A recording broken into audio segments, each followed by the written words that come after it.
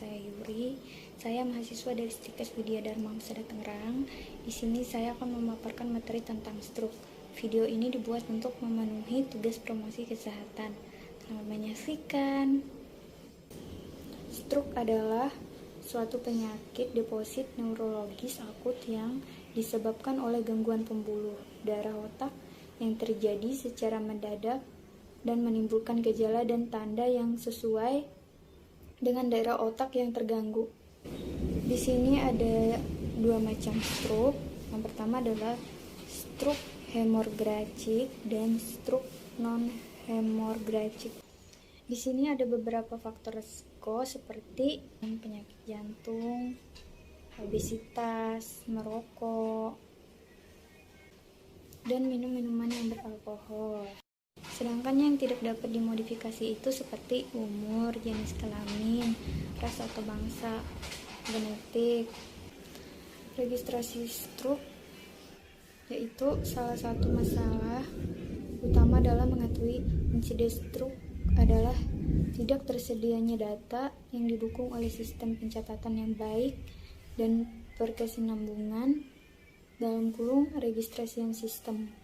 Nah, pengumpulan data yang kontinu dan persediaan data yang siap pakai merupakan bagian penting dari upaya untuk mengetahui keadaan stroke dan untuk melihat hal-hal baru baik klinik maupun epidemiologis yang terjadi pada kejadian stroke. Sampai saat ini belum dimiliki catatan (pencatatan dan pelaporan). Stroke yang baik yang dilakukan di rumah sakit maupun di masyarakat atau institusi. Waktu akibat stroke. Serangan stroke adalah suatu keadaan darurat. Keadaan yang mendahulunya seringkali tidak memberikan gambaran yang khas. Demikian juga waktu kejadiannya tidak dapat diramalkan maupun secara tiba-tiba. Patofisiologi stroke ischemic. Ischemic otak adalah suatu keadaan di mana terdapat gangguan pemasukan darah ke otak yang membahayakan fungsi neuron. Infrak otak terjadi jika ada darah otak yang iskemik menjadi nekrosis akibat berkurangannya suplai darah sampai pada tingkat lebih rendah. Nekrosis akibat berkurangnya suplai darah sampai pada tingkat lebih rendah. Dan titik kritis yang diperlukan untuk kehidupan sel sehingga disertai gangguan fungsional dan struktural yang menetap. Terdapat dua penyebab utama infark otak yaitu trombus dan emboli. Kebanyakan kasus infark otak terjadi setelah adanya trombosis pada pembuluh darah yang aterosklerotik.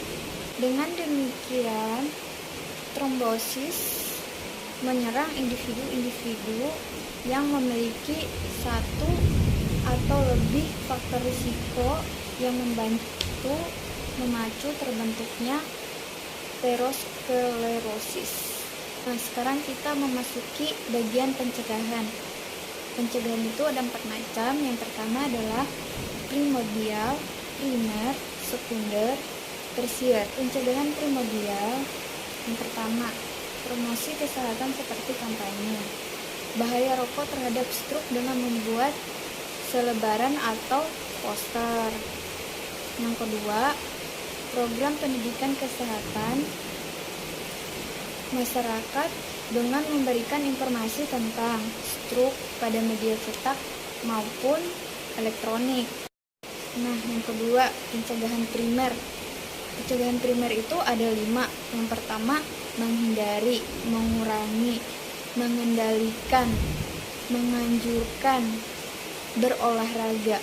Nah, misalkan contoh nih yang menghindari, kita bebas dari seperti rokok, stres, alkohol, kegemukan, konsumsi garam berlebihan, atau obat-obatan.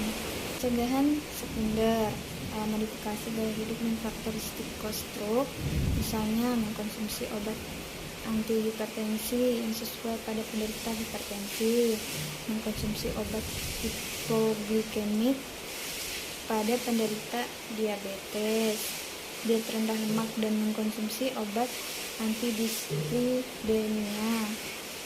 Pada penderita dislipidemia, berhenti merokok, berhenti mengkonsumsi alkohol, hindari kelebihan berat badan, dan kurang gerak. Yang keempat, pencegahan tersier. Pencegahan tersier itu ada 3. Yang pertama, rehabilitas fisik, rehabilitas mental, rehabilitas sosial. Menurut penelitian Tisong Hailey di Taiwan pada tahun 1997 sampai 2001, terdapat 264 orang penderita stroke iskemik pada usia 18 sampai 45 tahun yang disebabkan oleh kelebihan lemak, merokok, hipertensi, dan riwayat stroke.